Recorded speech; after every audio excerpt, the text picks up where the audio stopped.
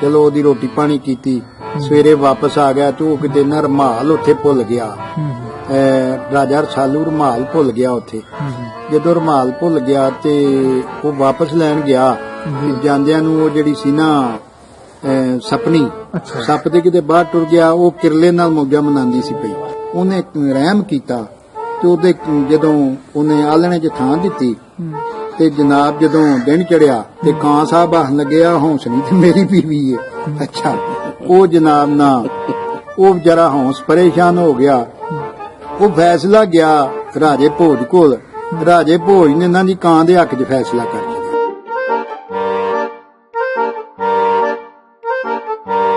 ਉੱਥੇ ਵੇਖਿਆ ਤੇ ਉਹ ਨਾ ਸਾਡੀ ਧਰਤੀ ਦੇ ਵਿੱਚ ਸੋਨਾ ਰੁੜ ਕੇ ਆਉਂਦਾ ਹੁੰਦਾ ਸੀ, ਅੱਜ ਕੱਲ ਵੀ ਆਉਂਦਾ। ਅੱਛਾ, ਹੁਣ ਵੀ ਆਉਂਦਾ ਦਰਿਆਵਾਂ ਦੇ ਵਿੱਚ ਨਾ। ਉਹ ਛਾਨਣੀਆਂ ਲੈ ਕੇ ਛਨਾਵੇ ਜਿਹੜੇ ਨੇ ਨਾ ਉਹ ਛਾਨਦੇ ਨੇ। ਇਹ ਉਹ ਧਰਤੀ ਹੈ ਜਿਹਦੇ ਚ ਸੋਨਾ ਰੁੜ ਕੇ ਉੱਤੋਂ ਪਹਾੜਾਂ 'ਚ ਆਉਂਦਾ। ਉਹਨੇ ਆਖਿਆ ਇਹ ਕੋਈ ਜਾਦੂ ਦਾ ਮਹੱਲ ਹੈ ਤੇ ਮੈਂ ਵੇਖਾਂ ਤੇ ਸਹੀ। ਉਹ ਜਿੱਥੇ ਵੀ ਕੋਈ ਔਖਾ ਟਾਈਮ ਆਉਂਦਾ ਸੀ ਜਾਂ ਕੋਈ ਇਸ ਤਰ੍ਹਾਂ ਦਾ ਮਸਲਾ ਹੁੰਦਾ ਸੀ ਨਾ ਤੇ ਉਹ ਉੱਥੇ ਮਤਲਬ ਪੁੱਜ ਕੇ ਆਪੜਦਾ ਸੀ, ਕਿਉਂਕਿ ਉਹ ਦੁਨੀਆ ਤੋਂ ਵਧੀਆ ਮਕਾਨ ਆਇਆ ਸੀ। ਅੱਛਾ, ਹਾਂਜੀ, ਉਹਦਾ ਮਿਸ਼ਨ ਹੀ ਇਹ ਸੀ ਵੀ ਜਿੱਥੇ ਜਿੱਥੇ ਕੋਈ ਵਧੀਏ। ਉਹ ਜਦੋਂ ਮਹੱਲ ਦੇ ਲਾਗੇ ਗਿਆ ਤਾਂ ਉਹਨੂੰ ਨਾ ਚੱਕੀ ਗਿੜਨ ਦੀ ਆਵਾਜ਼ ਆਈ। ਅੱਛਾ, ਉਹਨੂੰ ਆਂਦਾ ਵੀ ਮੇਰੀ ਅੱਜ ਤਬੀਅਤ ਨਹੀਂ ਠੀਕ ਹੈ, ਤੂੰ ਖਾ, ਮੈਂ ਹਾਲੀ ਜਰਾ ਨਾ ਥੋੜਾ ਜਿਹਾ ਸੌਂ ਲਵਾਂ, ਮੈਨੂੰ ਥੱਕਿਆ ਬੜਾ ਵਾ। ਉਹ ਜਦੋਂ ਗੋਸ਼ਤ ਖਾਂਦਾ ਨਾ ਖਾਂਦੀ ਇਹ ਮਜ਼ਾ ਬੜਾ ਆਉਂਦਾ। ਉਹਨੇ ਆਖਿਆ ਮਜ਼ਾ ਤੇ ਆਉਣਾ ਸੀ, ਇਹ ਆਸ਼ਿਕ ਸਾਹਿਬ ਦਾ ਗੋਸ਼ਤ। ਅੱਛਾ, ਇਹ ਆਸ਼ਿਕ ਸਾਹਿਬ ਦਾ ਗੋਸ਼ਤ ਹੈ ਜਿਸ ਵਾਸਤੇ ਤੈਨੂੰ ਬੜਾ ਆਉਣਾ ਸੀ। ਅੱਛਾ,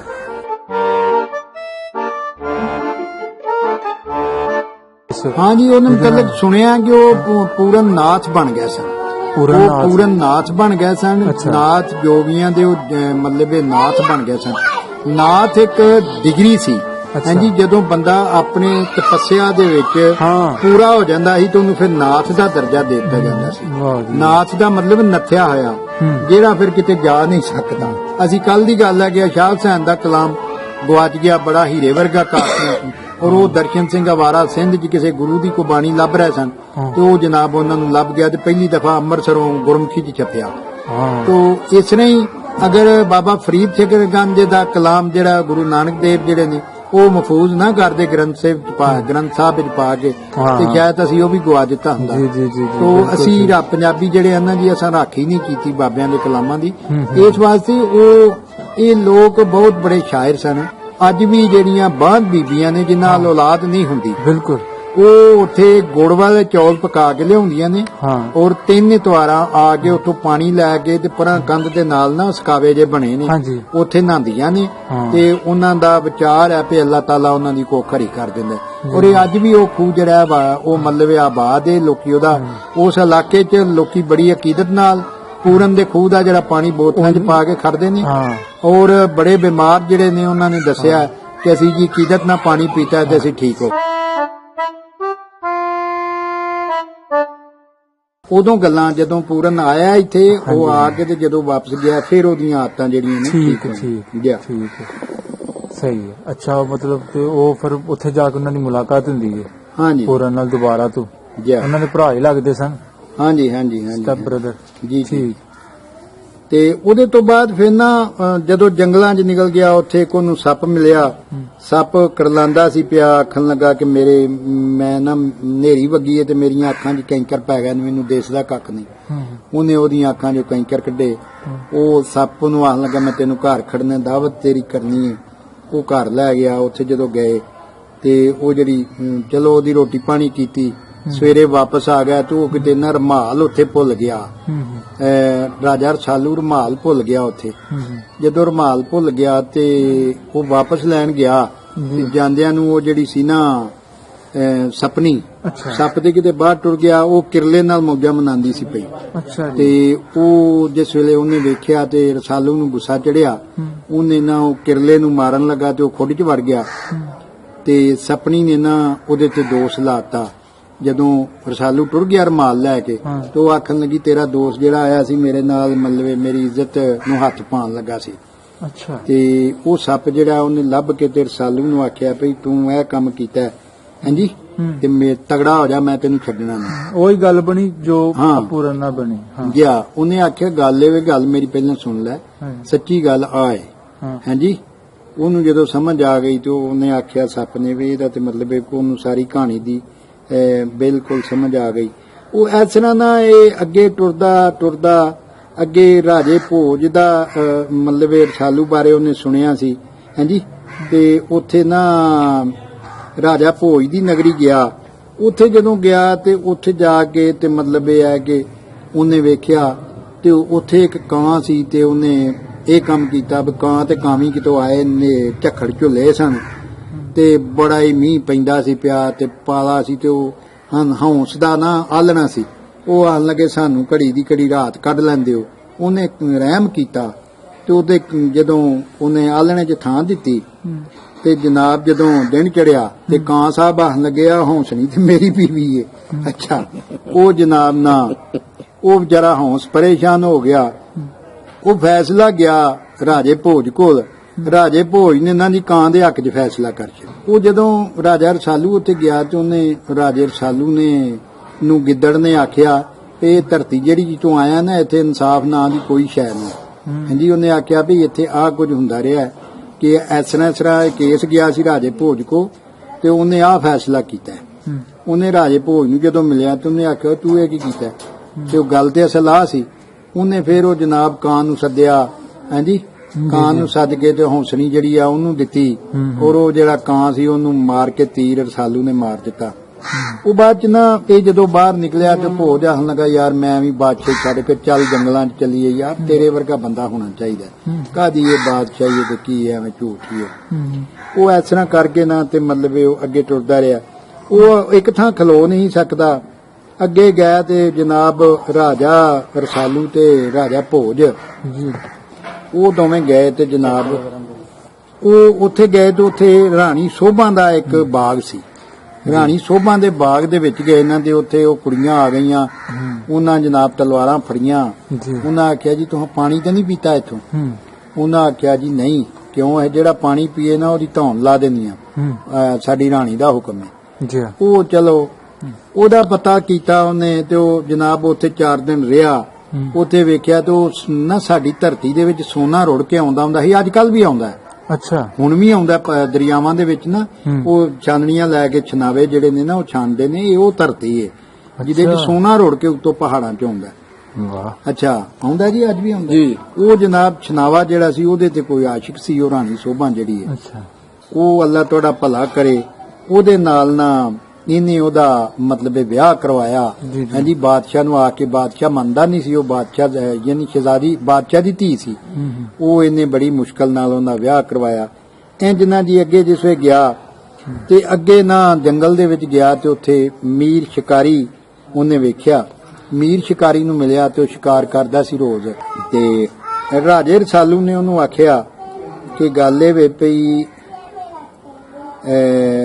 ਤੂੰ ਨਾ ਮੈਨੂੰ ਇਹ ਫਕੀਰ ਕਿਸੇ ਨੇ ਕਿਹਾ ਸੀ ਕਿ 3 ਪਾਸੇ ਸ਼ਿਕਾਰ ਜਿੰਨਾ ਮਰਜ਼ੀ ਕਰ ਲਈ, ਚੌਥੇ ਪਾਸੇ ਨਹੀਂ ਜਾਣਾ। ਤੇ ਉਹ ਜਨਾਬ ਉਹ ਚੌਥੇ ਪਾਸੇ ਵੀ ਟੁਰ ਗਿਆ।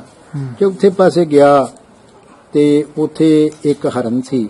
ਹਾਂਜੀ ਉਹ ਜਿਹੜਾ ਹਰਨ ਸੀ ਨਾ ਜੀ ਉਹ ਉੱਥੇ ਇਹਨੇ ਜਦੋਂ ਨਾਦ ਵਜਾਉਂਦਾ ਸੀ ਜਾ ਕੇ ਨਾਦ ਵਜਾਇਆ ਤੇ ਉਹ ਜਿਹੜਾ ਹਰਨ ਸੀ ਨਾ ਜੀ ਉਹਨੇ ਮਤਲਬ ਇਹ ਹੈ ਕਿ ਮਸਤ ਹੋ ਗਿਆ। ਉਹ ਜਦੋਂ ਮਸਤ ਹੋ ਗਿਆ ਤੇ ਇਹਨੇ ਮੀਰ ਸ਼ਿਕਾਰੀ ਨੂੰ ਤੀਰ ਮਾਰਿਆ ਤੇ ਉਹ ਡਿੱਗ ਪਿਆ। ਜਦੋਂ ਡਿੱਗ ਪਿਆ ਤੇ ਉਹਨੇ ਡਿੱਗਦੇ ਨੇ ਵੀ ਆਖਿਆ ਕਿ ਨਾਦ ਵਜਾਈ ਜਾ, ਮੈਨੂੰ ਮਸਤੀ ਚੜੀ ਰਹੇ। ਅੱਛਾ ਉਹ ਇਹ ਗੱਲ ਹੋਈ। ਕੁਦਰਤ ਖੁਦਾ ਦੀ ਉੱਥੇ ਉਹ ਇੱਕ ਸੱਪ ਸੀ, ਉਹਨੇ ਵੱਢਿਆ ਮੀਰ ਸ਼ਿਕਾਰੀ ਨੂੰ ਤੇ ਮੀਰ ਸ਼ਿਕਾਰੀ ਉੱਠਾ ਹੋ ਕੇ ਜਾ ਪਿਆ।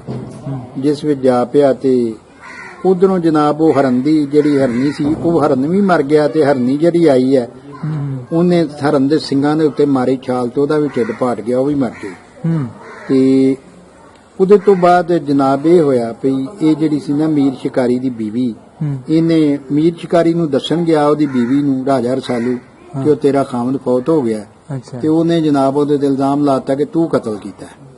ਉਹ ਉੱਥੋਂ ਦੇ ਜਿਹੜਾ ਬਾਦਸ਼ਾਹ ਸੀ ਉਹਨੇ ਨਾਲ ਬੰਦੇ ਘੱਲੇ। ਉੱਥੇ ਜਦੋਂ ਗਏ ਤੇ ਉੱਥੇ ਜਾ ਕੇ ਤੇ ਉਹਨੇ ਸਾਰੀ ਕਹਾਣੀ ਦੱਸੀ। ਉੱਥੇ ਗਿੱਦੜ ਤੇ ਗਿੱਦੜੀ ਗੋਸ਼ਤ ਖਾਣ ਵਾਸਤੇ ਆਏ ਉਹਨਾਂ ਦਾ ਜਾਂਦਿਆਂ ਨੂੰ, ਤੇ ਉਹਨਾਂ ਵੇਖੀ ਭਈ ਹੁਰੇ ਸੁੱਤੇ ਨੇ ਦੋਵੇਂ।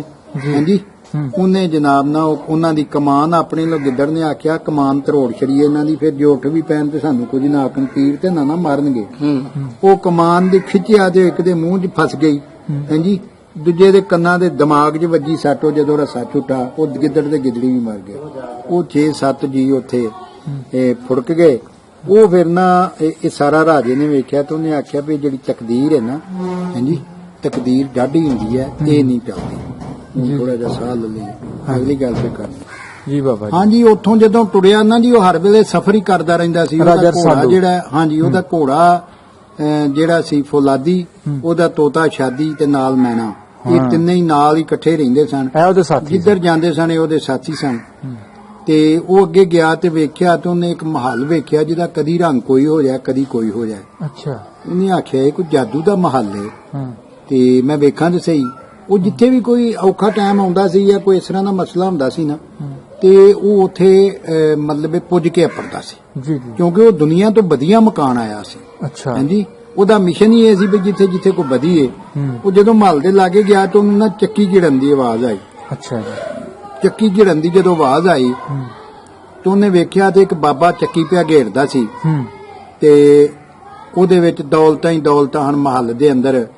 ਤੇ ਉਹਨੇ ਆਖਿਆ ਬਾਬਾ ਤੂੰ ਇਹ ਚੱਕੀ ਬੰਦ ਤੇ ਕਰ, ਕੋਈ ਗੱਲ ਤੇ ਸੁਣ। ਉਹਨੇ ਆਖਿਆ ਮੈਂ ਬੰਦ ਨਹੀਂ ਕਰ ਸਕਦਾ, ਇਹ ਜਿਹੜੀ ਮਾਇਆ ਸਪਣੀ ਹੈ ਨਾ ਜੀ, ਇਹ ਮੈਨੂੰ ਰੋਜ਼ ਰਾਤ ਨੂੰ ਡੰਗਦੀ ਹੈ, ਤੇ ਅਗਰ ਮੈਂ ਇਹਨੂੰ ਬੰਦ ਕਰ ਦਿਆਂਗਾ ਤੇ ਆ ਮਹੱਲ ਸਾਰਾ ਥੱਲੇ ਆ ਪਏਗਾ।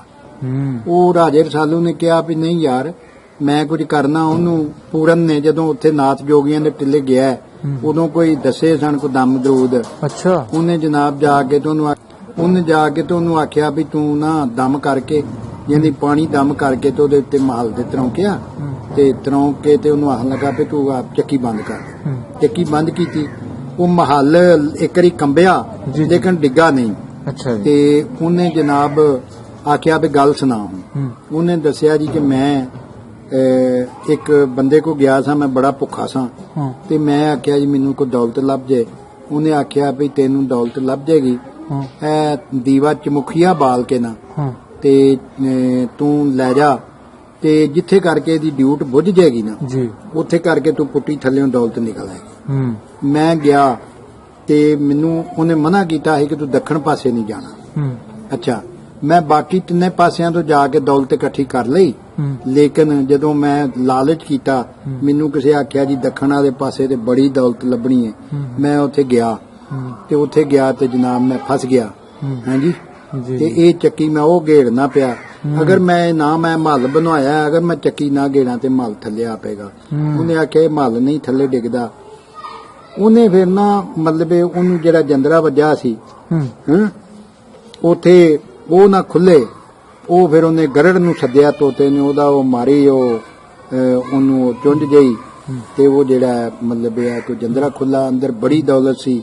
ਰਸਾਲੂ ਦਾ ਕੰਮ ਸੀ ਕਿ ਉਹ ਵੰਡ ਛੱਡਦਾ ਸੀ। ਅੱਛਾ, ਹਾਂਜੀ, ਗਰੀਬਾਂ ਲੋਕਾਂ ਚ ਨਾ ਜੋ ਵੀ ਹੁੰਦਾ ਸੀ ਵੰਡ ਛੱਡਦਾ ਹੁੰਦਾ ਸੀ। ਮੈਂ ਕੀ ਕਰਨਾ। ਜੀ ਜੀ ਜੀ, ਉਹ ਜਨਾਬ ਉੱਥੇ ਜਾ ਕੇ ਤੇ ਉਹ ਮਤਲਬ ਇਹ ਹੈ ਕਿ ਅੱਗੇ ਗਿਆ ਤੇ ਅੱਗੇ ਇੱਕ ਨਾ ਰਾਜਾ ਸੀ ਗੋਕਲ ਚੰਦ, ਉਹਨੇ ਵੀ ਲੋਕਾਂ ਨਾਲ ਬੜਾ ਜ਼ੁਲਮ ਕਰਦਾ ਸੀ।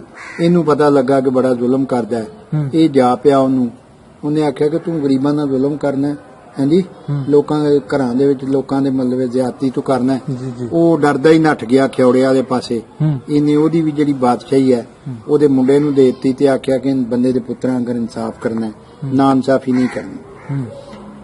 ਅੱਗੇ ਜਨਾਬ ਉੱਥੇ ਗਿਆ ਤੇ ਇਹਨੂੰ ਖਬਰ ਮਿਲੀ ਕਿ ਗੰਦਗੜ੍ਹ ਦੇ ਪਹਾੜਾਂ ਦੇ ਵਿੱਚ ਬੜੀਆਂ ਰਾਸ਼ਕ ਨੇ ਜਿਹੜੇ ਬੰਦੇ ਖਾਂਦੇ ਨੇ। ਕਿਹੜਾ ਏਰੀਆ ਜੀ? ਗੰਦਗੜ੍ਹ ਜੇਲਮ ਦੇ ਲਾਗੇ ਕਿਤੇ ਜਗ੍ਹਾ ਵੀ ਹੈ, ਗੰਦਗੜ੍ਹ ਹੈ ਉੱਥੇ ਪਹਾੜਾਂ ਦੇ ਵਿੱਚ। ਅੱਛਾ, ਉੱਥੇ ਉਹ ਨਾ ਬੰਦਿਆਂ ਨੂੰ ਖਾ ਜਾਂਦੇ ਨੇ ਤੇ ਆਦਮਖੋਰ ਮਤਲਬ ਇਹ ਹੈ ਕਿ ਬੁਲਾਵਾਂ ਦੀਆਂ ਨੇ। ਇਹ ਉੱਥੇ ਗਿਆ ਤੇ ਉਹਨੇ ਜਾ ਕੇ ਤੇ ਉੱਥੇ ਇੱਕ ਸ਼ਹਿਰ ਚ ਗਿਆ ਤੇ ਵੇਖਿਆ ਤੇ ਇੱਕ ਮਾਈ ਜਿਹੜੀ ਹੈ ਨਾ ਉਹ ਰੋਟੀਆਂ ਪੇ ਪਕਾਏ, ਤੇ ਆਂਦਾ ਮਾਂ ਮੈਨੂੰ ਰੋਟੀ ਦੇ। ਆਂਦੀ ਹੈ ਪੁੱਤਰਾ ਮੈਂ ਤੈਨੂੰ ਨਹੀਂ ਰੋਟੀ ਦੇ ਸਕਦੀ, ਇਹ ਮੇਰੇ 6 ਪੁੱਤਰ ਤੇ ਮਰ ਗਏ ਨੇ, ਇਹ ਜਿਹੜਾ ਬਾਦਸ਼ਾਹ ਉੱਤਰ ਜਾਣਾ, ਇਹਨੇ ਉਹਨਾਂ ਨਾਲ ਮੁਆਦਾ ਕੀਤਾ ਹੈ ਉਹਨਾਂ ਨਾਲ ਗਜਗਾਵਾਂ ਨਾਲ ਕਿ ਜੀ ਉਹਨਾਂ ਨੂੰ ਰੋਜ਼ ਇੱਕ ਬੰਦਾ ਤੇ ਗੱਡਾ ਰੋਟੀਆਂ ਦਾ ਤੇ ਮਤਲਬ ਇੰਨੀ ਦਾਲ ਜਿਹੜੀ ਹੈ ਰੋਜ਼ ਪਹੁੰਚਾਣੀ ਹੈ। ਅਗਰ ਉਹ ਨਹੀਂ ਜਾਂਦੀ ਤੇ ਅੱਜ ਮੇਰੀ ਵਾਰੀ ਏ ਤੇ ਮੈਂ ਉਹਦੇ ਵਾਸਤੇ ਰੋਟੀਆਂ ਪਕਾਉਣੀਆਂ ਪਈ। ਤੇ ਅੱਜ ਮੇਰੇ ਆ ਮੁੰਡੇ ਦੀ ਵੀ ਨਾਲ ਆ ਮੇਰਾ ਆਖਰੀ ਮੁੰਡਾ ਹੈ, ਇਹਦਾ ਮੈਂ ਪਰਸੋਂ ਚੌਥ ਵਿਆਹ ਕੀਤਾ ਸੀ, ਉਹ ਇਹਦੀ ਬੀਵੀ ਹੈ ਤੇ ਮੈਂ ਇਸ ਵਾਸਤੇ ਰੋਣ ਡੱਠੀ ਆ, ਨਾਲੇ ਰੋਟੀਆਂ ਪਕਾਉਂਦੀਆਂ ਨਾਲੇ ਰੋਂਦੀਆਂ ਪਈ। ਉਹ ਰਾਜੇ ਰਸਾਲੂ ਨੇ ਕਿਹਾ ਕਿ ਇਹਦੀ ਜਗ੍ਹਾ ਤੇ ਮੈਂ ਕੁਰਬਾਨੀ ਦਿਆਂਗਾ। ਇਹ ਗੱਲ ਜੀ ਮੈਂ ਵੀ ਸੁਣੀ ਬਚਪਨ ਚ। ਹਾਂਜੀ, ਛੋਟਿਆਂ ਇਹਦੀ ਜਗ੍ਹਾ ਤੇ ਮੈਂ ਕੁਰਬਾਨੀ ਦਿਆਂਗਾ ਤੇ ਤੂੰ ਮੈਨੂੰ ਰੋਟੀ ਖਵਾ, ਮੈਂ ਬੜਿਆਂ ਦਿਨਾਂ ਦਾ ਭੁੱਖਾ। ਅੱਛਾ। ਉਹਨੇ ਰੋਟੀ ਖਵਾਈ। ਉਹ ਜਦੋਂ ਉਹ ਗੱਡ ਲੈ ਕੇ ਤਿਆਰ ਹੋਏ ਤੇ ਰਾਜਾ ਰਸਾਲੂ ਵੀ ਘੋੜੇ ਤੇ ਬਹਿ ਕੇ ਨਾਲ, ਉਹ ਅੱਗੇ ਇੱਕ ਨਾਲਾ ਜਿਹਾ ਆਉਂਦਾ ਸੀ, ਉਹ ਜਦੋਂ ਨਾਲਾ ਟੱਪਿਆ ਤੇ ਅੱਗੇ ਜਨਾਬ ਉਹ ਜਦੋਂ ਬਲਾ ਆਉਂਦੀ ਸੀ ਨਾ, ਉਹਦਾ ਪਹਿਲਾਂ ਮੀਂਹ ਆ ਜਾਂਦਾ ਸੀ, ਬੱਦਲ ਗੱਜਦੇ ਸਨ, ਥੋੜੇ ਕੀ ਹੁੰਦਾ ਸੀ। ਹਾਂਜੀ, ਉਹ 3-4 ਸਨ। ਇੱਕ ਦਾ ਨਾਂ ਗਰਜਾ ਸੀ, ਇੱਕ ਦਾ ਨਾਂ ਕਾਲਦੇਵ ਸੀ, ਇੱਕ ਦਾ ਨਾਂ ਰੁਖੜੂ ਸੀ ਤੇ ਇੱਕ ਦਾ ਨਾਂ ਕਬੀਰੋ ਸੀ। ਕਬੀਰੂ ਜੀ ਜੀ ਜੀ। ਤੇ ਭੈਣ ਉਹਨਾਂ ਦੀ ਬੀਰੋ ਸੀ। ਅੱਛਾ ਅੱਛਾ। ਉਹਨੇ ਜਨਾਬ ਉਹ ਪਹਿਲਾਂ ਗਰਜਾ ਜਿਹੜਾ ਸੀ ਆਇਆ, ਜਦੋਂ ਗਰਜਾ ਆਉਂਦਾ ਸੀ ਉਦੋਂ ਹਰਸ਼ਾ ਗੱਜਣ ਲੱਗ ਪੈਂਦੀ ਸੀ, ਬੱਦਲ ਗੱਜਣ ਲੱਗ ਪੈਂਦਾ ਸੀ, ਚੰਦਰੇ ਵੜਨ ਲੱਗ ਪੈਂਦੇ ਹਨ। ਉਹਨੇ ਜਨਾਬ ਤਲਵਾਰ ਮਾਰੀ ਹਵਾ ਦੇ ਵਿੱਚ। ਅੱਛਾ। ਤੇ ਉਹ ਸਾਰਾ ਕੁਝ ਨਾ, ਉਹ ਮਾਏ ਜ਼ਖਮੀ ਹੋ ਗਿਆ, ਉਹ ਗਰਜਾ ਜਿਹੜਾ ਸੀ ਜ਼ਖਮੀ ਹੋ ਗਿਆ ਤੇ ਉਹ ਨੱਠਿਆ, ਉਹਦਾ ਲਹੂ ਵਹਿੰਦਾ ਵਹਿੰਦਾ ਨਾ ਉਹ ਮਗਰ ਟੁਰ ਗਿਆ ਤੇ ਉਹ ਇੱਕ ਖੋਹ ਦੇ ਵਿੱਚ ਨਾ ਅੰਦਰ ਵੜ ਗਿਆ ਸੀ। ਅੰਦਰ ਉਹਨੂੰ ਰਸਾਲੂ ਗਿਆ ਲੇਕਿਨ ਅਗਾ ਜਾ ਨਹੀਂ ਸਕਦਾ, ਨਾ ਹਨੇਰਾ ਬੜਾ ਸੀ। ਚਲੋ ਇਹ ਇਸ ਤਰ੍ਹਾਂ ਕਰਕੇ ਨਾ ਤੇ ਮਤਲਬ ਇਹ ਵੇ ਪਈ ਉਹਨੇ ਉਹਨਾਂ ਨਾਲ ਲੜਾਈ ਕੀਤੀ, ਫਿਰ ਕਾਲਦੇਵ ਨਾਲ ਕੀਤੀ, ਫਿਰ ਉਹ ਰਖੜੂ ਨੂੰ ਕੀਤੀ, ਕਬੀਰੂ ਨਾਲ ਕੀਤੀ। ਗੱਲ ਕੀ ਵੀ ਉਹਨੇ ਚਾਰੇ ਭਰਾ ਮਾਰ ਛੜੇ। ਤੇ ਜਿਹੜੀ ਬੀਰੋ ਸੀ ਨਾ ਉਹਨਾਂ ਦੀ ਭੈਣ, ਉਹ ਇੱਕ ਦਿਨ ਉਹਨੂੰ ਮਿਲਿਆ ਤੇ ਉਹਨੂੰ ਆਖਣ ਲੱਗੀ ਵੀ ਮੈਂ, ਉਹ ਆਂਦੀ ਮੈਂ ਤੇਰੇ ਨਾਲ ਵਿਆਹ ਕਰਨਾ। ਉਹਨੇ ਆਖਿਆ ਵੀ ਮੈਂ ਵਿਆਹ ਕੀ ਕਰਕੇ ਤੇਰੇ ਨਾਲ ਕਰਨਾ। ਉਹਨੇ ਆਖਿਆ ਜੀ ਸਾਡੇ ਸ਼ਰਤ ਏ ਵੀ ਵਿਆਹ ਕਰੀ ਇਹਨਾਂ ਤੇ ਵਿਚਕਾਰ ਤਲਾ ਤੇਲ ਦਾ ਤਾਈਦਾ। ਅੱਛਾ। ਤੇ ਤੇਲ ਦਾ ਤਲਾ ਕੜਾ ਤਾਣਾ, ਜਦੋਂ ਪੂਰਾ ਤਪਦਾ ਹੋਏਗਾ ਨਾ ਉਦੋਂ ਉਹਦੇ ਦੁਆਲੇ 7 ਫੇਰੇ ਜਿਹੜੇ ਨੇ ਨਾ ਮਾਰਨੇ ਨੇ, ਮੀਆਂ ਬੀਵੀ ਨੇ ਦੋਵਾਂ ਨੇ ਅਸਾਂ। ਤੇ ਬੰਦਾ ਜਿਹੜਾ ਨਾ ਉਹ ਕੜਾਹ ਵਾਲੇ ਪਾਸੇ ਰਹੇਗਾ। ਹਾਂਜੀ, ਬੰਦੇ ਨੂੰ ਕੜਾਹ ਵਾਲੇ ਪਾਸੇ ਕਰਨਾ। ਉਹਦਾ ਖਿਆਲ ਇਹ ਸੀ ਵੀ ਮੈਂ ਇਹਨੂੰ ਧੱਕਾ ਦਿਆਂਗੀ ਤੈਨੂੰ ਮਾਰ ਦਿਆਂਗੀ। ਅੱਛਾ। ਤੇ ਉਹ ਜਨਾਬ ਇਹੋ ਹੀ ਕੀਤਾ। ਉਹ ਉਸ ਨੇ ਟੁਰ ਪਿਆ, ਉਹਦਾ ਹੱਥ ਫੜ ਕੇ ਉਹਨੇ ਮਾਰਿਆ ਧੱਕਾ। ਰਸਾਲੂ ਆਪਣੇ ਪੈਰ ਸਾਂਭ ਲਏ, ਉਹਨੂੰ ਤਾਂ ਪਹਿਲਾਂ ਹੀ ਪਤਾ ਸੀ। ਉਹਨੇ ਨਾ ਤਲਵਾਰ ਕੱਢੀ ਤੇ ਉਹਦਾ ਵੀ ਕੜਾਕਾ ਕਰ ਦਿੱਤਾ, ਬੀਰੋ ਦਾ ਵੀ, ਉਹਨੂੰ ਵੀ ਕਤਲ ਕਰਤਾ। ਉਹਦੇ ਤੋਂ ਬਾਅਦ ਨਾ ਜੀ ਅੱਗੇ ਗਿਆ ਤੇ ਅੱਗੇ ਉਹਨੇ ਖਬਰ ਸੁਣੀ ਵੀ ਇੱਥੇ ਰਾਜਾ ਸਰਕਾਪੇ, ਔਰ ਸਰਕੱਪ ਜਿਹੜਾ ਨਾ ਉਹ ਮਤਲਬ ਕਿ ਪਾਸ਼ਾ ਖੇਡਦਾ ਹੈ। ਪਾਸ਼ੇ ਦੇ ਵਿੱਚ ਉਹ ਹਰਾ ਦਿੰਦਾ ਬਦੋ ਬਦੀ ਅਗਲੇ ਨੂੰ, ਤੇ ਸਮਝ ਨਹੀਂ ਆਉਂਦੀ ਅਗਲਾ ਬੰਦਾ ਤੇ ਸਮਝ ਨਹੀਂ ਆਉਂਦੀ। ਉਹ ਮੰਤਰ ਉਹਨੇ ਰੱਖੇ ਨੇ। ਅੱਛਾ ਅੱਛਾ। ਤੇ ਉਹ ਮਤਲਬ ਕਿ ਅਗਲਾ ਬੰਦਾ ਹਾਰ ਜਾਂਦਾ ਤੇ ਉਹ ਫਿਰ ਧੌਣ ਲਾ ਲੈਂਦਾ, ਉਹ ਸਿਰ ਕੱਪ ਛੱਡਦਾ ਬੰਦੇ ਦਾ। ਇੰਜ ਗਿਆ ਤੇ ਵੇਖਿਆ ਤੇ ਉਹਨੇ ਉਹਦੇ ਭਰਾ ਰਾਹ ਚ ਨਾ ਉਹਨੂੰ ਕੁਝ ਧੜ ਪਏ ਨਜ਼ਰ ਆਏ। ਉਹ ਉਹਦੇ ਸਕੇ ਭਰਾ ਦਾ ਧੜ ਸੀ। ਉਹਨੇ ਉਹਨਾਂ ਨੂੰ ਨਾ ਸਿਰ ਵੱਖਰੇ ਪਏ, ਧੜ ਵੱਖਰੇ ਪਏ, ਉਹਨੇ ਕੋਈ ਉਹਨੂੰ ਸਿਰ ਤੇ ਧੜ ਇਕੱਠੇ ਕਰਕੇ ਕੋਈ ਫੂਕਾ ਚੂਕਾ ਮਾਰੀਆਂ, ਜਿਹੜਾ ਉਹਨੂੰ ਪੂਰਨ ਨੇ ਕੋਈ ਮੰਤਰ ਸ਼ੰਤਰ ਦੱਸਿਆ ਸੀ। ਤੇ ਉਹਦੇ ਨਾਲ ਇਹ ਹੋਇਆ ਕਿ ਉਹ ਜ਼ਿੰਦਾ ਹੋ ਗਏ। ਤੇ ਉਹ ਸਿਰ ਸੁੱਖ ਜਿਹੜਾ ਉਹਦਾ ਭਰਾ ਸੱਕਾ ਸੀ, ਉਹਨੇ ਆਖਿਆ ਯਾਰ ਤੁਹਾਨੂੰ ਕੀ ਹੋਇਆ। ਉਹਨੇ ਫਿਰ ਦੱਸਿਆ ਕਿ ਮੇਰਾ ਭਰਾ ਸੀ ਤੇ ਮੇਰੀ ਬੀਵੀ ਤੇ ਨਾਲ ਨਿਕਾਹ ਕਰਨਾ ਚਾਹੁੰਦਾ ਸੀ ਤੇ ਉਹਨੇ ਮੇਰੇ ਨਾਲ ਇਹ ਕੰਮ ਕੀਤਾ। ਉਹਨੇ ਫਿਰ ਸਾਰਾ ਉਹਦੇ ਕੋਲ ਪੁੱਛ ਲਿਆ ਵੀ ਕਰਦਾ ਕੀ ਕੀ ਹੈ, ਉਹਦੀ ਬਦੀਆਂ ਕੀ ਕੀ ਕਰਦਾ। ਉਹਨੇ ਆਖਿਆ ਉਹਨੇ ਚੂਹੇ ਵੀ ਰੱਖੇ ਨੇ, ਉਹਨੇ ਆ ਵੀ ਸ਼ੈ ਰੱਖੀ ਹੈ, ਬਿੱਲੀਆਂ ਵੀ ਰੱਖੀਆਂ ਨੇ। ਇਸ ਤਰ੍ਹਾਂ ਉਹ ਧੋਖਾ ਦਿੰਦਾ ਤੇ ਪਾਸ਼ੇ ਵਿੱਚ ਅਗਲੇ ਨੂੰ ਹਰਾ ਦਿੰਦਾ। ਉਹਨੇ ਆਖਿਆ ਠੀਕ ਹੈ। ਉਹ ਜੀ ਇੱਥੇ ਗਿਆ, ਉਹਨੇ ਜਾ ਕੇ ਤੇ ਉਹ ਸਾਰਾ ਤੇ ਇਹਨੂੰ ਇਲਮ ਹੋ ਗਿਆ ਸੀ। ਉੱਥੇ ਜਾ ਕੇ ਤੇ ਉਹਦੇ ਨਾਲ ਪਾਸ਼ੇ ਤੇ ਬਹਿ ਗਿਆ। ਜਦੋਂ ਬਹਿ ਗਿਆ ਤੇ ਜਨਾਬ ਹੋਰ ਵੀ ਬੜਾ ਕੁਝ ਲੰਮੀ ਕਹਾਣੀ ਹੈ। ਰਾਹ ਚ ਉਹਨੇ ਜਿਹੜਾ ਉਹਨੂੰ ਫਸਾਉਣ ਦਾ ਤਰੀਕਾ ਸੀ, ਕਈ ਤਰੀਕੇ ਸਨ ਜਿਹੜੇ ਲਿਖੇ। ਮੈਂ ਆਪਣੀ ਇਸ ਕਿਤਾਬ ਚ ਜ਼ਾਹਰ ਹੈ, ਉਹਨੇ ਐਡੀ ਵੱਡੀ ਕਿਤਾਬ ਹੈ 555 ਸਫ਼ਿਆਂ ਦੀ, ਤੇ ਇਸ ਕਹਾਣੀ ਨੂੰ ਸਮਰਾਈਜ਼ ਕਰਕੇ ਘੰਟੇ ਚ ਬਿਆਨ ਕਰਨਾ ਜਾਂ 50 ਮਿੰਟਾਂ ਚ ਬੜਾ ਔਖਾ ਹੈ। ਕਈ ਚੀਜ਼ਾਂ ਰਹਿ ਵੀ ਗਈਆਂ ਹੋਣਗੀਆਂ ਛੋਟੀਆਂ ਛੋਟੀਆਂ। ਤੋ ਉਹ ਜਨਾਬ ਜਦੋਂ ਉੱਥੇ ਗਿਆ ਤੇ ਉਹਨੇ ਗੱਲ ਕੀ ਪਈ, ਉਹ 3 ਵਾਰਾਂ ਸਨ। ਤਿੰਨਾਂ ਦੇ ਵਿੱਚ ਹੀ ਰਸਾਲੂ ਜਿਹੜਾ 2 ਵਾਰਾਂ ਜਿੱਤ ਗਿਆ। ਜਦੋਂ ਜਿੱਤ ਗਿਆ ਤੇ ਹੁਣ ਸ਼ਰਤ ਇਹ ਸੀ ਸਿਰ ਲਾਹਣ ਦੀ। ਜਦੋਂ ਸਿਰ ਲਾਹਣ ਦੀ ਸ਼ਰਤ ਆਈ ਤੇ ਉਹ ਕੰਬਣ ਡਿਆ ਪਿਆ ਸਿਰ ਕੱਪ, ਕਹਿੰਦਾ ਮੈਨੂੰ ਖੁਦਾ ਵਾਸਤੇ ਮਾਫ ਕਰ ਦੇ। ਤੇ ਉਹਦੇ ਘਰ ਨਾ ਉਸ ਵੇਲੇ ਇੱਕ ਧੀ ਪੈਦਾ ਹੋਈ ਸੀ ਜਿਹਦਾ ਨਾਂ ਕੋਕਲਾਂ ਰੱਖਿਆ ਗਿਆ। ਉਹਨੇ ਆਖਿਆ ਜੀ ਆ ਧੀ ਨੂੰ ਮਾਰ ਦਿਓ ਇਸ ਵਾਸਤੇ ਵੀ ਇਹ ਬੜੀ ਨਕਰਮੀ ਜੰਮੀ ਹੈ ਘੜੀ, ਤੇ ਮਤਲਬ ਮੈਨੂੰ ਹਾਰ ਹੋਈ ਹੈ, ਮੈਨੂੰ ਕਦੀ ਜ਼ਿੰਦਗੀ 'ਚ ਹਾਰ ਨਹੀਂ ਸੀ ਹੋਈ। ਉਹਨੇ ਆਖਿਆ ਕਿ ਤੁਸੀਂ ਇਹ ਕੁੜੀ ਨੂੰ ਨਾ ਮਾਰੋ, ਇਹ ਕੁੜੀ ਮੈਨੂੰ ਦੇ ਦਿਓ। ਹਾਂਜੀ, ਤੇ ਮੈਂ ਇਹਨੂੰ ਪਾਲ ਲੈਣਾ, ਮੈਂ ਇਹਦੇ ਨਾਲ ਸ਼ਾਦੀ ਕਰ ਲਾਂ। ਉਹ ਜੀ ਉਹਨੂੰ ਲੈ ਕੇ ਨਾਲ ਤੇ ਛੋਟੀ ਜੀ ਨਾਲ ਦਾਈ ਨੂੰ ਲੈ ਕੇ ਤੇ ਉਹਨੂੰ ਰਾਜੇ ਨੂੰ ਮਾਫ ਕਰਕੇ ਉਥੋਂ ਟੁਰਿਆ ਜੰਗਲ ਦੇ ਵਿੱਚ ਜਾ ਕੇ ਤੇ ਉਹਨੇ ਮਤਲਬ ਇੱਕ ਮਹੱਲ ਬਣਵਾਇਆ। ਉਹ ਜਿਹੜਾ ਮਹੱਲ ਸੀ ਉਹ ਮਹੱਲ ਦੇ ਵਿੱਚ ਰਹਿਣ ਲੱਗ ਪਿਆ, ਨਾਲ ਉਹਦੀ ਦਾਈ। ਹੁਣ ਹੌਲੀ ਹੌਲੀ ਉਹ ਕੁੜੀ ਜਵਾਨ ਹੋ ਗਈ। ਜਦੋਂ ਜਵਾਨ ਹੋ ਗਈ ਤੇ ਜਨਾਬ ਉਹ ਵੀ ਐਡੀ ਖੂਬਸੂਰਤ ਸੀ। ਉਹ ਰੋਜ਼ ਸ਼ਿਕਾਰ ਕਰਨ ਜਾਂਦਾ ਸੀ, ਸ਼ਿਕਾਰ ਉਹਨੂੰ ਲਿਆ ਕੇ ਦਿੰਦਾ ਸੀ। ਤੇ ਉਹ ਦਾਈ ਜਿਹੜੀ ਇਹਨਾਂ ਜਦੋਂ ਜਵਾਨ ਹੋਈ ਤਾਂ ਦਾਈ ਵਿਚਾਰਾਂ ਨੂੰ ਮਰ ਗਈ। ਜਦੋਂ ਦਾਈ ਮਰ ਗਈ ਤਾਂ ਕੋਕਲਾਂ ਕੱਲੀ ਰਹਿ ਗਈ। ਹੁਣ ਜਨਾਬ ਨਾ ਇੱਕ ਦਿਨ ਕੋਕਲਾਂ ਨੂੰ ਆਂਦੀ ਤੂੰ ਜਾ ਕੇ ਹਰਨਾ ਵਿਚਾਰੇ ਨੂੰ ਤੀਰ ਮਾਰ ਕੇ ਮਾਰਨਾ, ਇਹ ਤੇ ਅੱਖਾਂ ਨਾਲ ਹੀ ਇਸ ਤਰ੍ਹਾਂ ਵੇਖੀ ਇਹਦੇ ਪੈਰਾਂ 'ਚ ਆ ਜਾਣ। ਉਹ ਆਖਣ ਗਏ ਤੇਰੇ ਕੋਲ ਕਿਹੜਾ ਮੰਤਰ ਹੈ?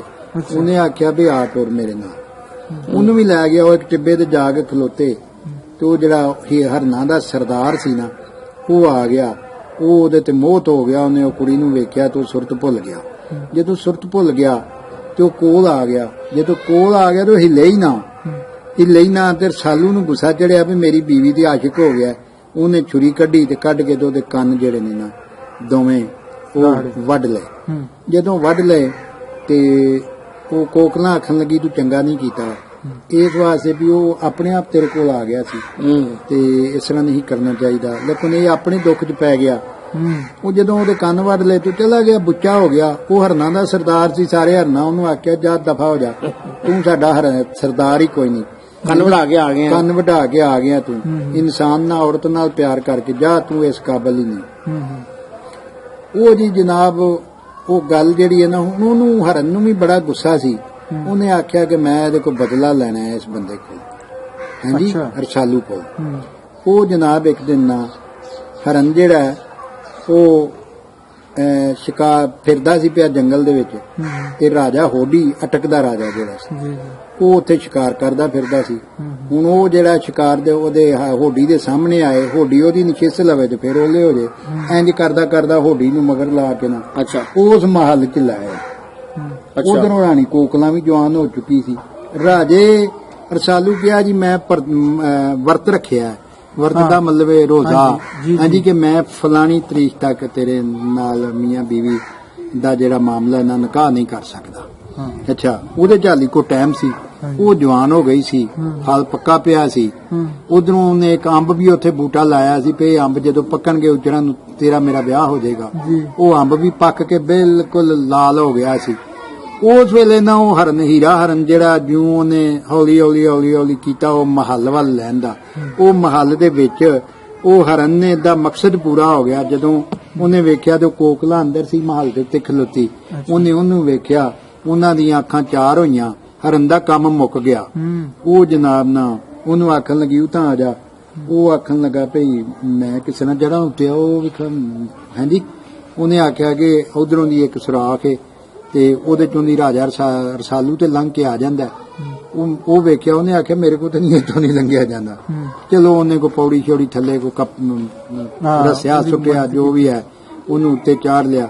ਉੱਥੇ ਤੋਤਾ ਤੇ ਮੈਨਾ ਕੋਲ ਉਹਨਾਂ ਦੀ ਰਾਖੀ ਲਈ ਛੱਡ ਜਾਂਦਾ ਸੀ। ਆਪ ਸ਼ਿਕਾਰ ਤੇ ਗਿਆ ਸੀ। ਉਹ ਜਦੋਂ ਨਾ ਉਹਨੇ ਨਾਲ ਉਹ ਜ਼ਾਰੇ ਮਤਲਬ ਉਹ ਦੁਨੀਆਦਾਰੀ ਦੇ ਚੱਕਰ 'ਚ ਪੈ ਗਈ। ਜਦੋਂ ਦੁਨੀਆਦਾਰੀ ਦੇ ਚੱਕਰ 'ਚ ਪੈ ਗਈ ਤੇ ਮੈਨਾ ਜਿਹੜੀ ਹੈ ਨਾ ਉਹਨੂੰ ਗਾਲਾਂ ਕੱਢਣ ਲੱਗ ਪਈ ਕਿ ਤੂੰ ਕੁੱਤੀ ਹੈ, ਤੂੰ ਖਬੀਸ ਹੈ, ਤੂੰ ਮਤਲਬ ਹੈ ਕਿ ਬੀਬੀ ਕਿਹਦੀ ਹੈ ਤੇ ਇਹ ਕੀ ਕਰ ਰਹੀ ਹੈ, ਹਾਂਜੀ। ਉਹਦੇ 'ਚ ਨਾ ਉਹਨੇ ਮੈਨਾ ਨੂੰ ਫੜ ਕੇ ਧੌਣੋਂ ਮਰੋੜ ਕੇ ਨਾ ਤੇ ਪਰਾਂ ਸੁੱਟਿਆ। ਉਹ ਤੋਤਾ ਜਿਹੜਾ ਨਾ ਉਹ ਪਿੰਜਰੇ 'ਚ ਸੀ, ਆਖਣ ਲੱਗਾ ਮੈਨੂੰ ਵੀ ਕਦੀ ਕੱਢੇ ਨਾ ਤੇ ਮੈਂ ਵੀ ਇਹਨੂੰ ਦੋ ਤਰਾ ਚੁੰਝਾ ਮਾਰਾਂ। ਇਹ ਬੜੀ ਬੇਵਕੂਫ ਔਰਤ ਹੈ, ਇਹ ਬਾਦਸ਼ਾਹ ਦੀ ਹੁਕਮਤ ਉਲੀ ਕਰਦੀ ਹੈ ਪਈ। ਤੋਤੇ ਦਾ ਮਕਸਦ ਸੀ ਮੈਂ ਕਿਸੇ ਤਰੀਕੇ ਨਾਲ ਇਹ ਜਾਨ ਬਚਾਵਾਂ। ਉਹਨੇ ਤੋਤੇ ਦੀ ਖੁਸ਼ਾਮ ਦੀ ਗੱਲਾਂ ਸੁਣ ਕੇ ਤੇ ਤੋਤੇ ਨੂੰ ਪਿੰਜਰੇ 'ਚੋਂ ਕੱਢਿਆ।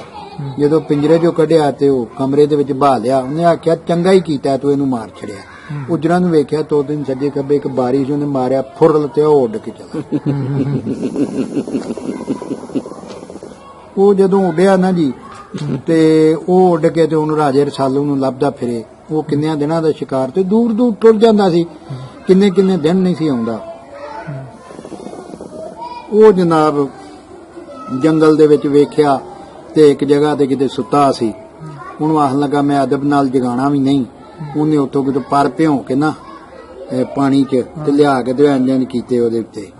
ਅੱਛਾ ਉਹ ਜਾਗਿਆ, ਉਹਨੇ ਆਖਿਆ ਤੇ ਤੂੰ ਇੱਥੇ ਸੈਰਾਂ ਕਰਦਾ ਫਿਰਨਾ, ਤੇਰਾ ਤੇ ਰਿਹਾ ਕੱਖ ਖੰਡਾ ਨਹੀਂ। ਉਹਨੇ ਆਖਿਆ ਕੀ ਹੋਇਆ? ਉਹਨੇ ਆਖਿਆ ਆ ਹੋਇਆ। ਉਹਨੇ ਆਖਿਆ ਚਲੋ, ਉਹਦੇ ਨਾਲ ਮੋਢੇ ਤੇ ਬਹਿ ਗਿਆ, ਘੋੜੇ ਤੇ ਬਹਿ ਗਿਆ। ਰਸਾਲੂ ਵਾਪਸ ਆਇਆ। ਉਹਨੇ ਆ ਕੇ ਤੇ ਮਤਲਬ ਉਹਨੇ ਨਹੀਂ ਦੱਸਿਆ ਕਹਾਣੀ ਤੇ ਸਾਰੀ ਉਹਨੇ ਤੋਤੇ ਕੋ ਸੁਣ ਲਈ ਸੀ।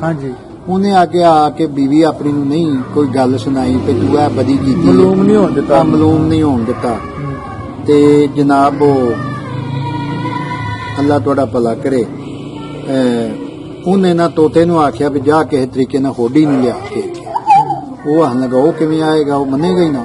ਉਹਨੇ ਆਖਿਆ ਵੀ ਤੂੰ ਇੰਝ ਕਰ ਕਿ ਸੁੱਤੀ ਰਾਣੀ ਦੀ ਨਾ ਛਾਪ ਲਾਈ ਉਹਨੇ, ਹੈ ਜੀ ਛਾਪ ਉਹਨੇ ਲਾ ਕੇ ਨਾ ਇਸ ਤਰ੍ਹਾਂ ਤੇ ਲਾ ਕੇ ਤੇ ਉਹਨੂੰ ਮਤਲਬ ਦਿੱਤੀ, ਤੋਤੇ ਦੇ ਬੰਨ ਦਿੱਤੀ ਪੈਰ ਨਾਲ।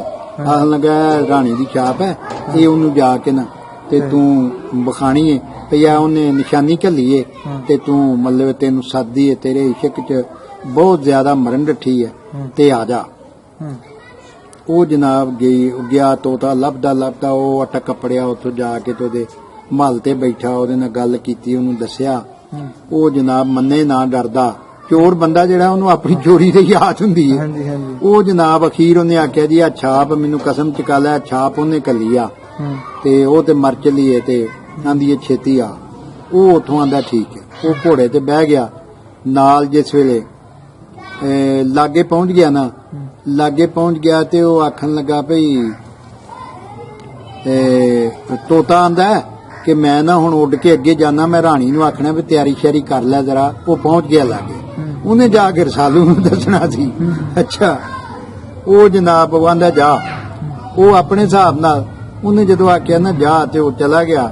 ਉਹਦੇ ਤੋਂ ਬਾਅਦ ਮਤਲਬ ਇਹ ਵੇ ਕਿ ਉਹਨੇ ਜਾ ਕੇ ਤੇ ਰਾਜੇ ਰਸਾਲੂ ਨੂੰ ਆਖਿਆ ਵੀ ਸ਼ਿਕਾਰ ਮੈਂ ਘੇਰਨ ਲਈ। ਉਹ ਰਾਜਾ ਰਸਾਲੂ ਜੰਗਲ ਦੇ ਵਿੱਚ ਹੀ ਸੀ, ਥੋੜਾ ਜਿਹਾ ਮਹਲ ਤੋਂ ਪਰਾਂ ਹੀ।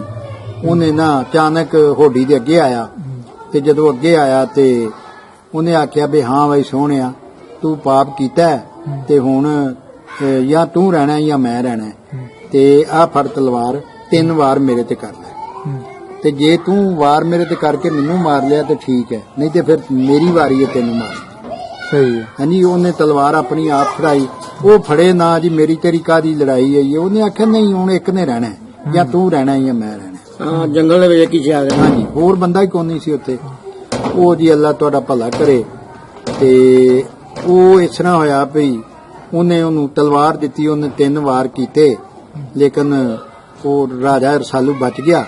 ਬਾਅਦ ਚ ਜਨਾਬ ਇਹ ਰਾਜੇ ਰਸਾਲੂ ਨੇ ਪਹਿਲੇ ਵਾਰ ਨਾਲ ਹੀ ਉਹਦਾ ਕੜਾਕਾ ਕਰ ਦਿੱਤਾ ਤੇ ਉਹਨੂੰ ਵੱਢ ਟੋਕ ਕੇ ਤੇ ਜਨਾਬ ਉਹਦਾ ਗੋਸ਼ਤ ਬਣਾ ਕੇ ਤੇ ਗੋਸ਼ਤ ਦੀਆਂ ਕੁਝ ਇੰਨੀਆਂ ਕੁ ਬੋਟੀਆਂ ਲੈ ਕੇ ਨਾ ਤੇ ਲੈ ਕੇ ਤੇ ਘਰ ਆ ਗਿਆ। ਤੇ ਆ ਕੇ ਤੇ ਆਪਣੀ ਬੇਗਮ ਨੂੰ ਆਂਦਾ, ਕੋਕਲਾਂ ਨੂੰ ਕਿਹਾ ਗੋਸ਼ਤ ਤੇ ਸ਼ਿਕਾਰ ਅਥਰਾ ਹਰਨ ਸੀ, ਬੜਾ ਔਖਾ ਹੋ ਕੇ ਮੈਂ ਫੜਿਆ ਤੇ ਆ ਪਕਾ। ਅੱਛਾ, ਉਹਨੇ ਉਹ ਗੋਸ਼ਤ ਪਕਾ ਲਿਆ ਤੇ ਉਹਨੂੰ ਆਂਦਾ ਵੀ ਮੇਰੀ ਅੱਜ ਤਬੀਅਤ ਨਹੀਂ ਠੀਕ ਹੈ, ਤੂੰ ਹੀ ਖਾ, ਮੈਂ ਹਾਲੀ ਜਰਾ ਨਾ ਥੋੜਾ ਜਿਹਾ ਸੌਂ ਲਵਾਂ, ਮੈਨੂੰ ਥੱਕਿਆ ਬੜਾ ਵਾ। ਉਹ ਜਦੋਂ ਗੋਸ਼ਤ ਖਾਂਦਾ ਨਾ ਆਂਦੀ ਇਹ ਮਜ਼ਾ ਬੜਾ ਹੁੰਦਾ ਹੈ। ਉਹਨੇ ਆਖਿਆ ਮਜ਼ਾ ਤੇ ਆਉਣਾ ਸੀ, ਇਹ ਆਸ਼ਿਕ ਸਾਹਿਬ ਦਾ ਗੋਸ਼ਤ। ਅੱਛਾ, ਇਹ ਆਸ਼ਿਕ ਸਾਹਿਬ ਦਾ ਗੋਸ਼ਤ ਹੈ ਤੇ ਸਵਾਦ ਤੇ ਤੈਨੂੰ ਬੜਾ ਆਉਣਾ ਸੀ। ਅੱਛਾ, ਉਹ ਜਨਾਬ ਉਹਦੇ ਤੋਂ ਬਾਅਦ ਨਾ ਜਿਸ ਇਹ ਗੱਲ ਹੋਈ ਤਾਂ ਉਹਨੇ ਆਖਿਆ ਕਿ ਤੂੰ ਮੇਰੇ ਇਤਮਾਦ ਨੂੰ ਠੋਕਰ ਮਾਰੀ ਹੈ। ਤੇ ਉਹ ਫਿਰ ਨਾ ਸ਼ਰਮ ਦੀ ਮਾਰੀ ਮਹਲ ਤੇ ਚੜੀ, ਮਹਲ ਤੇ ਚੜ ਕੇ ਤੇ ਉੱਤੋਂ ਮਾਰੀ ਉਹਨੇ ਛਾਲ ਮਾਰ ਕੇ ਤੇ ਮਰ ਗਈ। ਜਦੋਂ ਮਰ ਗਈ ਨਾ ਤੇ ਰਾਜਾ ਜਿਹੜਾ ਨਾ ਬੜਾ ਨਿੰਮੂ ਝਾਣਾ ਹੋ ਗਿਆ ਕਿ ਮੈਂ ਮਤਲਬ ਇਹ ਹੈ ਕਿ ਕਲਾਪਾ ਮਹਿਸੂਸ ਕਰਨ ਲੱਗ ਪਿਆ। ਕਲਾਪਾ ਵੇ ਕੀ ਬਣਿਆ। ਉਹ ਇੱਕ ਦਿਨ ਹੁਣ ਆਖਣ ਲੱਗਾ ਕਿ ਜਿਹੜੀ ਲਾਸ਼ ਹੈ, ਦੋਵਾਂ ਲਾਸ਼ਾਂ ਨੂੰ ਮੈਂ ਕਿੱਥੇ ਬਿੱਲੇ ਲਾਵਾਂ। ਅੱਛਾ, ਹਾਂਜੀ, ਉਹਨੇ ਇਹ ਕੰਮ ਕੀਤਾ ਕਿ ਉਹ ਜਿਹੜੀਆਂ ਲਾਸ਼ਾਂ ਨੇ ਪਹਿਲਾਂ ਤੇ ਮਹੱਲ ਨੂੰ ਅੱਗ ਲਾਈ, 4 ਫਿਰ ਬਾਲਣ ਇਕੱਠਾ ਕਰਕੇ ਮਹੱਲ ਨੂੰ ਅੱਗ ਲਾ ਕੇ ਸਾੜ ਦਿੱਤਾ। ਤੇ ਉਹਦੇ ਤੋਂ ਬਾਅਦ ਉਹਨੇ ਨਾਲ ਲਾਸ਼ਾਂ ਜਿਹੜੀਆਂ ਦੋਵੇਂ ਦਰਿਆ ਅਟਕ ਵਗਦਾ ਸੀ ਕੋਲ। ਅੱਛਾ, ਹਾਂਜੀ, ਲਾਗੇ ਸੀ ਕਿਤੇ, ਉਹ ਦਰਿਆ ਦੇ ਵਿੱਚ ਰੋੜ ਦਿੱਤੀਆਂ। ਉਹਦੇ ਤੋਂ ਬਾਅਦ ਨਾ ਆਖਣ ਲੱਗਾ ਕਿ ਮੈਂ ਜ਼ਿੰਦਗੀ ਤੋਂ ਬੜਾ ਹਵਾਦਾਰ ਹਾਂ ਤੇ ਕੀ ਇਹ ਬਣਿਆ, ਸਾਰੀ ਉਮਰ ਬਦੀਆਂ ਮੁਕਾਂਦਾ ਮੈਂ ਮਰ ਗਿਆ, ਬਦੀਆਂ ਮੇਰੇ ਅੱਗੇ ਹੀ ਹੁੰਦੀਆਂ ਨੇ ਜਿੱਧਰ ਜਾਣਾ। ਤੇ ਫਿਰ ਇਹ ਹੋਇਆ ਕਿ ਤੋਤੇ ਤੇ ਘੋੜੇ ਨਾਲ ਸਲਾਹ ਕਰਨ ਲੱਗਾ। ਘੋੜੇ ਨੂੰ ਆਖਣ ਲੱਗਾ ਜਾ ਯਾਰ ਤੂੰ ਹੀ ਆਜ਼ਾਦ ਹੈ, ਤੋਤੇ ਨੂੰ ਆਖਣ ਲੱਗਾ ਤੂੰ ਹੀ ਆਜ਼ਾਦ। ਤੇ ਤੁਸੀਂ ਮਤਲਬ ਸਾਰੀ ਉਮਰ ਮੇਰੇ ਨਾਲ ਵਫਾ ਕੀਤੀ ਹੈ ਤੇ ਯਾਰ ਤੂੰ ਵੀ ਜੰਗਲੀ ਜਾਨਵਰ ਹੈ, ਜਾ ਜੰਗਲ 'ਚ। ਉਹ ਘੋੜੇ ਨੂੰ ਆਖਿਓ ਘੋੜਾ ਜਾਏ ਨਾ। ਘੋੜਾ ਅਖੀਰ ਗਿਆ ਤੇ ਜਾ ਕੇ ਇਹਨਾਂ ਦੇ ਕਿਤੇ ਖੁੰਦਰ 'ਚ ਵੜ ਕੇ ਬਹਿ ਰਿਹਾ, ਨਾ ਪੱਠੇ ਖਾਏ ਨਾ ਉਹ ਕੋਈ ਸ਼ੈ ਮਤਲਬ ਇਹ ਹੈ ਕਿ ਉਹਨੂੰ ਚੰਗੀ ਲੱਗੇ, ਉਦਾਸ ਹੋ ਗਿਆ। ਹਾਂ, ਤੋਤਾ ਫਿਰ ਜਿਹੜਾ ਨਾ ਜੀ ਤੋਤਾ ਉਹਨੂੰ ਆਖਣ ਲੱਗਾ ਯਾਰ ਤੂੰ ਇਹਨੂੰ ਇੱਕ ਦਿਨ ਉਹਨੂੰ ਨਾ ਯਾਦ ਆਈ ਘੋੜੇ ਦੀ, ਤੂੰ ਆਂਦਾ ਯਾਰ ਚੱਲ, ਰਸਾਲੂ ਵੀ ਆਂਦਾ ਚੱਲ ਯਾਰ ਘੋੜੇ ਨੂੰ ਲੱਭੀਏ। ਮੈਂ ਵੀ ਜਜ਼ਬਾਤੀ ਹੋਇਆ ਸਾਂ ਕਿ ਮੈਂ ਮਤਲਬ ਇਹ ਹੈ ਕਿ ਕਿਹੜੇ ਪਾਸੇ ਲੱਗ ਗਿਆ, ਕਿਹੜਾ ਫੈਸਲਾ ਕਰ ਲਿਆ। ਉਹ ਗਿਆ ਤੇ ਵੇਖਿਆ ਤੇ ਇੱਕ ਖੁੰਦਰ 'ਚ ਮਰਨ ਵਾਲਾ ਹੋਇਆ ਸੀ। ਉਹ ਨਾ ਰਸਾਲੂ ਨੇ ਕਿਹਾ ਯਾਰ ਮੈਂ ਹੁਣ ਤੈਨੂੰ ਪੱਠੇ ਉੱਠਣ ਜੋਗਾ ਵੀ ਨਹੀਂ ਸੀ। ਰਸਾਲੂ ਨੇ 4 ਦਿਨ ਪੱਠੇ ਪਾਏ ਤੇ ਪੱਠੇ ਪਾ ਕੇ ਤੇ ਉਤਰਾਂ ਨੂੰ ਥੋੜਾ ਜਿਹਾ ਉੱਠਣ ਜੋਗਾ ਹੋਇਆ। ਜਦੋਂ ਉੱਠਣ ਜੋਗਾ ਹੋਇਆ ਤੇ ਹੁਣ ਕੀ ਕਰਨਾ, ਤਿੰਨਾਂ ਨੇ ਸੋਚਿਆ, ਤੋਤੇ ਵੀ ਘੋੜੇ ਵੀ, ਤੇ ਉਹਨਾਂ ਆਖਿਆ ਜੀ ਹੁਣ ਆਪਣੀ ਮੰਜ਼ਿਲ ਵੱਲ ਚੱਲੀਏ।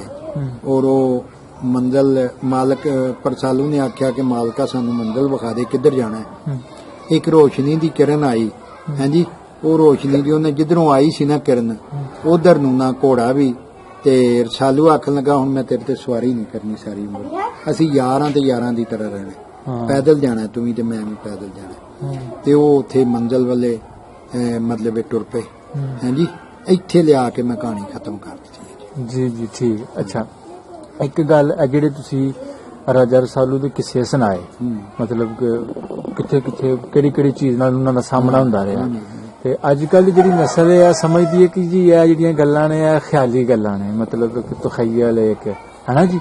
ਇਹਦੇ ਵਾਸਤੇ ਵੀ ਕੀ ਤੁਸੀਂ ਕਹਿਣਾ ਚਾਹੋਗੇ? ਮੈਂ ਸਮਝਣਾ ਕਿ ਅਗਰ ਤੁਹਾਡਾ ਜਿਹੜਾ ਤਖਯਲ ਵੀ ਹੈ ਜਾਂ ਖਿਆਲੀ ਵੀ ਹੈ, ਪੂਰੀ ਦੁਨੀਆ ਇੱਕ ਖਿਆਲ ਹੈ। ਅੱਛਾ ਜੀ। ਹਕੀਕਤ ਉਹ ਹੁੰਦੀ ਹੈ ਜਿਹਨੂੰ ਤੁਸੀਂ ਹਕੀਕਤ ਬਣਾ ਦਿੰਦੇ ਹੋ। ਬਹੁਤ ਜ਼ਿਆਦਾ ਇੱਥੇ ਮਿੱਥਾਂ ਚੱਲਦੀਆਂ ਨੇ, ਲੇਕਿਨ ਜਿਹੜੀਆਂ ਮਿੱਥਾਂ ਵੀ ਨੇ ਉਹ ਅਗਰ ਅਸਾਰੂ ਸੋਚ ਪੈਦਾ ਕਰਦੀਆਂ ਨੇ।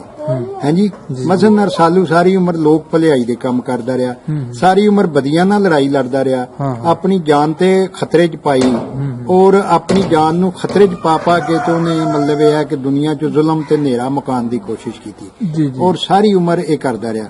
तो मैं समझना अगर ये काम जेड़ा ना ये बाकी ते वेखो ना दुनिया दे अंदर सारियां टेल्स ही ने जी जी हाँ कहानियां ने कुरान पाक भी पढ़ो तो ओदे च भी किस्से कहानियां बड़े ने अच्छा लेकिन वो किस्से कहानियां जेड़े ने तुहानू उसारू पासे खड़दे मकसद मकसद हुंदा है उन्हां नू इंसान नू सीधा राह विखाया जांदा है ताकि ये कोई बुरा ना करे बुराई ना करे अच्छाई दे पासे जाए और अच्छाई दियां भी मिसालां दे दे के जेड़ियां ने ना ये साडे जदों पुरानी किस्साकारी सी ओदे च चीज चलदी सी इहदे वास्ते मैं काफी किताबां अंग्रेजी दियां भी पढ़ियां रोमांटिक टेल्स फ्रॉम पंजाब फिर राजा रसालू गुरमुखी दी किताब सी इंडिया तो मंगवाई उस तो इलावा होर भी बहुत ज्यादा हकाया ते पंजाब भी पढ़ी तो काफी किताबां मैं पढ़ के तो उन्हां दे विचों इह अखज़ करके जेहड़ी कहानी मैं लिखी जी ठीक अपना बाबा जी एक गल सानू होर दसो पूरन भगत जी आखिरी चक्कर जद उन्हां लाया वे सियालकोट दा अपने महल दा अपने बगीचे दा उस तो बाद फिर वापस नहीं आए नहीं इत्थे वापस नहीं आए ते तुसी की अपना मतलब कि पढ़िया किताबां दी की सर्च कीती कि क्या आया उन्हां दी जेहड़ी आखिरी टाइम सी ओ किस इलाके च होया या किस हां जी उन्होंने मतलब सुनिया कि वो पूरन नाथ बन गया सन पूरन नाथ बन गए सन नाथ जोगियां दे मतलब नाथ बन गए सन नाथ एक डिग्री सी हां जी जदों बंदा अपने तपस्या दे विच पूरा हो जांदा सी तो उन्हें फिर नाथ दा दर्जा दे दिता जांदा सी नाथ दा मतलब नथया होया जेड़ा फिर किते जा नहीं सकदा की लिया हां हां जी की लिया होया तो वो पूरन नाथ बन गया ओदे मतलब ये भी सुनिया कि वो पंजाबी दे बहुत तगड़े शायर भी सन पूरन लेकिन उन्हां दा कलाम जेड़ा किते नहीं लभदा कह लो संभालिया नहीं गया सामभ्या नहीं गया या जिस तरह असीं पंजाबी ਜਿਹੜੇ ਆ ਕਿਸੇ ਵੀ ਸ਼ਾਇਦ ਦੀ ਸਾਹਮ ਨਹੀਂ ਕਰਦੇ ਅਸੀਂ ਦਰਬਾਰਾਂ ਤੇ ਜਾ ਕੇ ਮਜ਼ਾਰਾਂ ਤੇ ਜਾ ਕੇ ਤੇ ਧਮਾਲਾਂ ਪਾਉਂਦੇ ਆ ਭੰਗੜੇ ਵੀ ਪਾਉਂਦੇ ਆ ਲੇਕਿਨ ਅਸੀਂ ਕੱਲ ਦੀ ਗੱਲ ਹੈ ਕਿ ਸ਼ਾਹ ਹੁਸੈਨ ਦਾ ਕਲਾਮ ਗਵਾਚ ਗਿਆ ਬੜਾ ਹੀਰੇ ਵਰਗਾ ਕਾਫੀ ਔਰ ਉਹ ਦਰਸ਼ਨ ਸਿੰਘ ਅਵਾਰਾ ਸਿੰਧ ਚ ਕਿਸੇ ਗੁਰੂ ਦੀ ਕੋ ਬਾਣੀ ਲੱਭ ਰਹੇ ਸਨ ਤੇ ਉਹ ਜਨਾਬ ਉਹਨਾਂ ਨੂੰ ਲੱਭ ਗਿਆ ਤੇ ਪਹਿਲੀ ਦਫਾ ਅੰਮ੍ਰਿਤਸਰੋਂ ਗੁਰਮੁਖੀ ਚ ਛਪਿਆ तो इस तरह ही अगर बाबा फरीद शकरगंज दा कलाम जेड़ा गुरु नानक देव जेड़े ने ਉਹ ਮਹਿਫੂਜ਼ ਨਾ ਕਰਦੇ ਗ੍ਰੰਥ ਸਾਹਿਬ ਵਿੱਚ ਪਾ ਕੇ ਹਾਂ। ਤੇ ਸ਼ਾਇਦ ਅਸੀਂ ਉਹ ਵੀ ਗਵਾ ਦਿੱਤਾ ਹੁੰਦਾ। ਜੀ ਜੀ ਜੀ ਜੀ ਤੋ ਬਿਲਕੁਲ ਅਸੀਂ ਜੀ। ਪੰਜਾਬੀ ਜਿਹੜੇ ਆ ਨਾ ਜੀ ਅਸਾਂ ਰਾਖੀ ਨਹੀਂ ਕੀਤੀ ਬਾਬਿਆਂ ਦੇ ਕਲਾਮਾਂ ਦੀ। ਹੂੰ। ਇਸ ਵਾਸਤੇ ਇਹ ਲੋਕ ਬਹੁਤ ਬੜੇ ਸ਼ਾਇਰ ਸਨ ਔਰ ਇਹਦੇ ਮੁਤਲਕ ਸੁਣਿਆ ਕਿ ਉਹ ਬਹੁਤ ਬੜੇ ਸ਼ਾਇਰ ਸਨ ਔਰ ਉਹ ਫਿਰ ਉਹ ਸਾਰੀ ਉਮਰ ਇੱਥੇ ਨਹੀਂ ਆਏ ਕਿਉਂਕਿ ਉਹ ਨਾਥ ਸਿਲਸਿਲੇ ਦੇ ਜੋਗੀ ਬਣ ਗਿਆ। ਉਹ ਫਿਰ ਸਾਰੀ ਉਮਰ ਉਹ ਅੱਗੇ ਚੱਲ ਗਿਆ, ਮਤਲਬ ਜੰਗਲਾਂ 'ਚ ਗੁਜ਼ਾਰ ਛੱਡੀ ਉਹਨਾਂ। ਜੀ ਜੀ ਜੀ ਠੀਕ ਹੈ ਤੇ ਅੱਛਾ ਇੱਕ ਗੱਲ ਸਾਨੂੰ ਹੋਰ ਦੱਸੋ, ਤੁਹਾਨੂੰ ਕਦੀ ਮੌਕਾ ਮਿਲਿਆ ਕਰੋਲ ਜਾਣ ਦਾ, ਉਹ ਖੂਹ ਵੇਖਣ ਦਾ? ਹਾਂਜੀ ਮੈਂ ਬੜੀ ਦਫਾ ਗਿਆ ਜੀ, ਮੈਂ ਬਹੁਤ ਦਫਾ ਗਿਆ, ਬਲਕਿ ਮੈਨੂੰ ਪਿੱਛੇ ਜੇ ਇੱਕ ਸਰਦਾਰ ਜੀ ਨੇ ਫੋਨ ਕੀਤਾ ਗਾਲਬਨ ਕੈਨੇਡਾ ਤੋਂ, ਮੈਨੂੰ ਨਾਮ ਹੀ ਉਹਨਾਂ ਦਾ ਭੁੱਲ ਗਿਆ। ਅੱਛਾ। ਉਹਨਾਂ ਆਖਿਆ ਜੀ ਕਿ ਮੈਂ ਸਿਆਲਕੋਟ ਦੇ ਇੱਕ ਬੰਦੇ ਨੂੰ ਕਿਹਾ ਸੀ ਕਿ ਮੈਨੂੰ ਪੂਰਨ ਦੇ ਖੂਹ ਦੀਆਂ ਫੋਟੋ ਚਾਹੀਦੀਆਂ, ਮੈਂ ਕੋਈ ਕੈਲੰਡਰ ਛਾਪਣਾ ਹੈ। ਅੱਛਾ। ਤੇ ਉਹਨੇ ਆ ਕੇ ਦੱਸਿਆ ਜੀ ਉਹ ਖੂਹ ਤੇ ਲੋਕਾਂ ਨੇ ਮਤਲਬ ਪੂਰ ਪਾਰ ਛੜਿਆ ਤੇ ਉਹ ਇੱਕ ਘਰਾਂ 'ਚ ਪਾ ਲਿਆ। ਇਹ ਝੂਠ ਹੈ ਜੀ। ਅੱਛਾ, ਹਾਂਜੀ। ਮੈਂ ਉਹਨੂੰ ਆਖਿਆ ਵੀ ਯਾਰ ਗੱਲ ਸੁਣੋ, ਇਹ ਨਹੀਂ ਹੋ ਸਕਦਾ, ਫਕੀਰਾਂ ਦੇ ਜਿਹੜੇ ਆਸਤਾਨੇ ਨੇ ਇਹ ਕਿਆਮਤ ਤੱਕ ਨਹੀਂ ਖਰਾਬ ਹੋਣੇ, ਹਾਂ ਹਾਂ ਉਹ ਆਬਾਦ ਰਹਿਣੇ ਨੇ।